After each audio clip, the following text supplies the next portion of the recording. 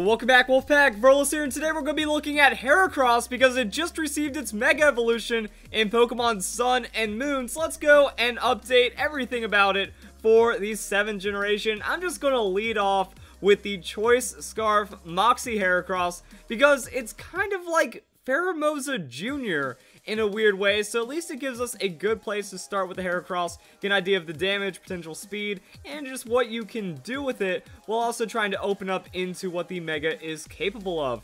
But the most common way of running the Heracross outside the Mega Evolution is just Scarf Moxie, and Heracross is surprisingly decent, like 80 on the hit points, 75 in defense. That's about average with a little bit extra in the defensive bulk, 95 on special defense. Well, the biggest reasons why we don't see the Heracross is the 85 base speed. Now, 85 base speed is actually pretty solid when you're running it with a Choice Scarf, but it means you have to run it with a Choice Scarf if you want some reliable sweeping power out of it. Now, here's where things start to get fun for the Heracross. That if you have an Adamant Nature with the Choice Scarf, you're going to be getting a lot of damage. That's going to be the 10% boost to your 125 base power on the attack. And then we're using high base power moves like the Close Combat and the Mega Horn. So there's a lot of damage that we're playing around with on the Heracross.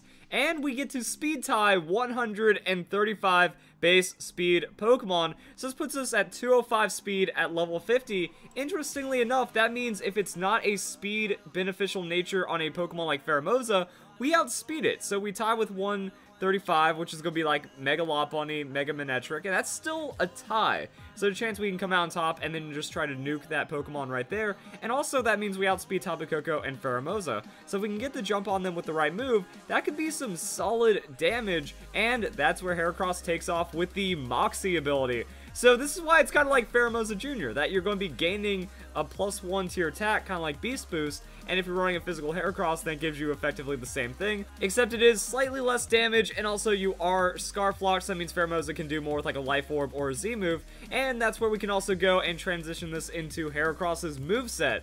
So when it comes to Pokemon in the 7th generation, and you're trying to revive them, or you're trying to find a really good strategy to bring them up to date with, Z moves are going to be the best place to go. And unfortunately on the Heracross, it doesn't have many status Z moves, and as we kind of mentioned, if you want to get a lot of power out of this Pokemon, kind of need to run the Scarf, and if you're running a wall-breaking Heracross anyways, then maybe it doesn't need a Z move just to get extra power inside of it. But if you want to be silly, like, there's not much that you can do on the Heracross except for maybe Z Rain Dance. It's kind of all you can do, because Rain Dance, when used with the Z move, is going to give you a +1 to your speed, and Heracross just happens to get the Rain Dance. So I guess if it does go down, there might be a couple extra turns of Rain that you can utilize on your team, but it's kind of giving up your offensive turn to then gain the speed, but have the opportunity to switch between the moves. And if you get the Moxie boost, then that means you're not Scarf Locked, so your opponent has less chances to respond to you. Very high risk, but has some reward to it. And other than that, there's really not much status to write home about. That most of these don't really do anything that really buff up the Heracross, and even when we go into the tutor moves from the 6th generation Omega Ruby and Alpha Sapphire, really not much else. Like, Knockoff is going to be a staple for it, so when we get tutors in later on 7th generation, or if you want to transfer from the 6th generation, Knockoff is highly recommended, and that's kind of it. On that, yeah, it's Heracross looks pretty standard and has like one weird Z move option that kind of does and doesn't work. It doesn't get any water type moves, so it's not like you're buffing up its stab, but it could be seen as a better option Choice Scarf if you just survive that first hit, and then you have the speed boost, and now you can like change between whatever you need to. So looking at some other things you can do on Heracross, Endure Salac Berry. You could run the Waterium Z and use up your one and only Z move, or you can Endure Salac Berry, and it kind of gives the same thing. You're using up your item slot for speed, and then you're going to be using up a move slot to kind of secure that speed, and then you just run 3 moves, and that's going to work out pretty well. So this is kind of just showing you guys what you can run on the Heracross as well. Close Combat, Knockoff, Mega Horn, and Earthquake. I strongly recommend Earthquake right now because of Pokemon like the Tapu Koko. Also, you might find like a 4-time super effective hit, or just a really solid hit for that super effective that could be better than Close Combat if you don't want to risk your defenses and you know you can take a hit, or something like that. And then that leaves us with Mega Horn or Knockoff as the move to remove. Now, I did just say that Knockoff is a pretty powerful one. That's going to be mostly for wall breaking, or if you just like the reliability that Knockoff gives. Close combat makes it to where ghost-type Pokemon are going to be immune to your stab, so knockoff is going to be bonus damage, utility, and just a lot going for it. Mega Horn, it's a very powerful move, but it really doesn't bring too much to the table that close combat doesn't. Same amount of base power, except lower accuracy, and if you already get the Moxie boost and you're trying to play as a fast sweeping Pokemon, losing defenses isn't the worst thing in the world if you can secure that KO.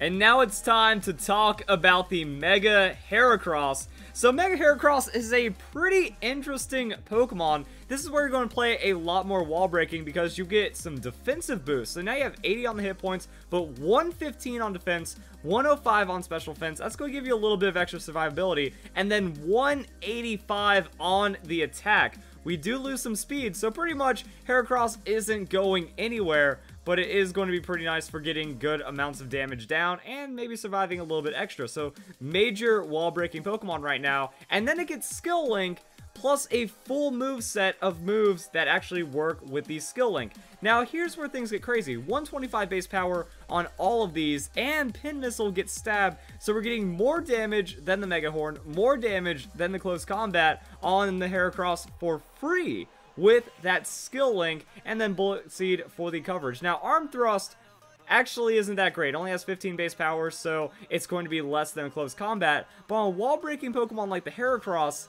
it does kind of put you in a tough situation. That you can just use it to say, alright, they have a tank, I'm going to bring in Heracross, I'm either going to scare it out, or whatever they switch into, it's still going to take a lot of damage from the close combat, and then you can just switch out Heracross into a tank Pokemon, into something reliable as well, and try to receive less damage from that switch than they did from your close combat. So you can try to kind of keep it open like that. So this is just going to be straight up damage, try to coverage out and blow things up, and this Pokemon is incredibly powerful. Even though there was not a lot of Mega Heracross seen in the 6th generation, it can still put in the work. That if you have bulkier Pokemon, or if you can't one-shot the Heracross and it can hit you neutrally, you are pretty much going down, and that is going to be really good for the Heracross. So Heracross does trade 1-for-1 pretty well, or also just does insane amount of damage to a more defensive-oriented team, that if they are going to be slower than Heracross, you're just going to be able to wipe them out. Looking at some other things that Heracross can do, there's like this weird niche of speed investment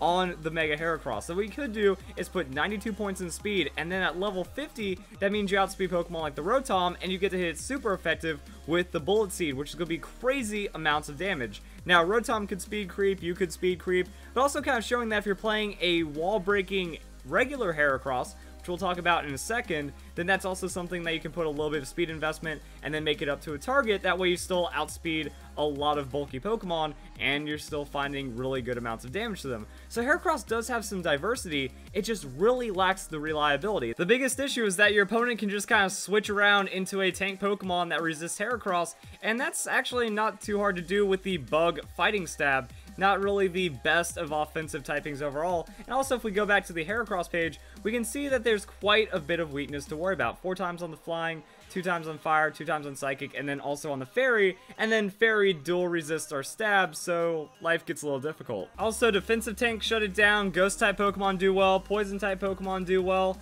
So you're going to have to build the team around Heracross like that. Have a Dark type Pokemon for dealing with Ghost, but then the Ghost are going to be weak against Fairy, and now you have extra weaknesses against Fairy, so you have to deal with something to deal with that. And that's where the team building around Heracross. It's not a Pokemon that's worth team building around, unfortunately, unless you really like the Heracross or you really want to make the Mega Heracross work. But it is possible, and if you can get like that Scarf Moxie going, then yeah, you have a very terrifying Pokemon on your hands. But that's when you're starting to get into like some really technical stuff. Also, if you are running the Mega Heracross and you are using it as a wall breaker, some people have opted for the Substitute.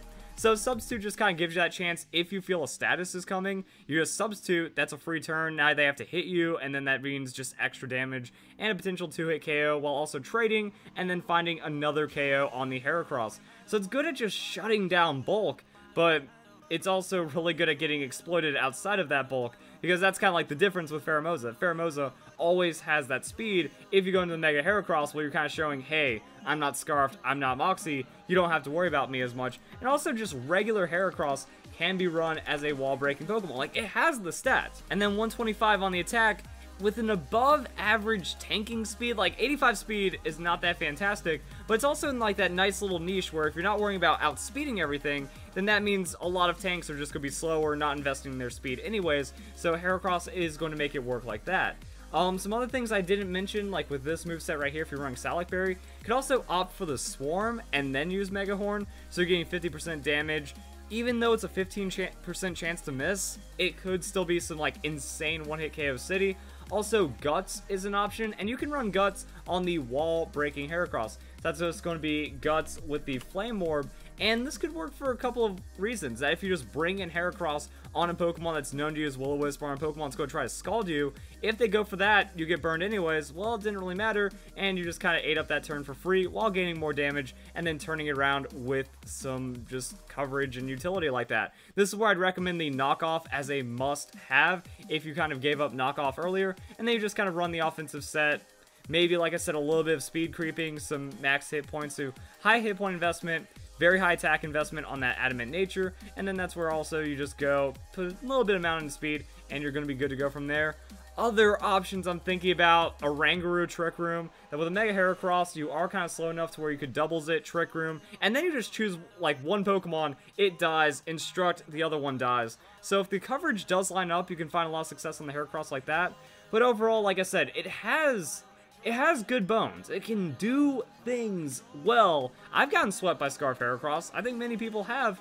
And then you can also look at even the wall breaking aspects, but it has to be at the right time, the right moveset. Everything has to line up for Heracross, and just that safety. The lack of safety, the lack of reliability is the reason why we don't see it over other Mega Pokemon, over other Z Pokemon, over just other Pokemon in general, and it is fairly unfortunate. Now, really quickly before we go, let's go and break down some of the damage calculations.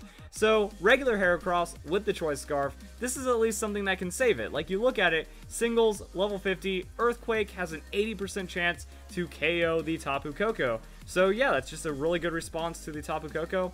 Also, when you look at it, if it isn't going for straight up Dazzling, like you can switch in Heracross, still have that chance to survive, and then hit it with the Earthquake, as long as it's not going to be like a Dazzling Gleam switch in. So that works out pretty well, and that's kind of all you need to know. Like, at least you have a 135 base speed Pokemon doing crazy amount of close combat damage with a Heracross. You know, if they bring Ghost-type Pokemon, just switch out and hope for the best. That's also where you do have to be conscious about not putting too much investment into making Heracross work, unless you need it and want it to be the star. So that's a potential failure point right there. Also, looking at the Mega Heracross, it doesn't have any direct one-hit KOs against Tapu Koko, but showing that high hit point investment into the Mega Heracross, and even not full attack investment. This was like the default Showdown set, and it showed that, yeah, you don't even have to fully invest into attack, and you're still going to be able to KO a lot of Pokemon. That if this wasn't a resisted hit on the close combat, or if it wasn't a resisted hit on the pin missile, then you're one-hit KOing a Pokemon as durable as Tapu Koko. So the average sweeping Pokemon doesn't get to one-shot you, even on some super effective hits, and then you get to return a lot of damage. Like, this is still Life Orb on the Dazzling Gleam super effective hit from a Tapu Koko with Stab in singles, and it's not enough to KO you. So if it's not an overwhelmingly insane super effective hit, yeah, Heracross can find it, like a non-stab Flamethrower. You can survive something like that if it is a non-stab super effective hit, and then you have high one-hit KO potential in return, unless it's a Fairy-type Pokemon. I think that's another issue, is that your movesets are too easily shut down by Fairy types. That we look at, the Megas. Like, the Mega has Skill Link and goes for insane amounts of base power, but you still can't finish off a lot of Fairy-type Pokemon. And then going back to just the other Heracross sets, Knockoff doesn't work against Fairies. None of these options really get you ahead on Fairies, so it is pretty easy to respond to the Heracross, scare it off, and then try to apply more pressure than it did in return. Now, after a couple Moxie boosting, yeah, that close combat will turn into a big threat, because as we can see right here, on the regular Heracross Adamant Choice Scarf, at +1, you're going to be not enough to KO up that +2. That's where the KOs start rolling in, depending on the Pokemon and depending on the resists. So yeah, also Earthquake on Pokemon like Tapu Koko, and then you can turn around, and that's where Salakberry comes in. So it's a complex Pokemon, and I keep wanting to say, like, it is good at the right time, so maybe just, like, teching one onto your team, and then, hey, maybe the opportunity arises, boom, Heracross wins, GG, just like that. So if you guys enjoy the video, hope you all have a nice day, thank you very much for watching.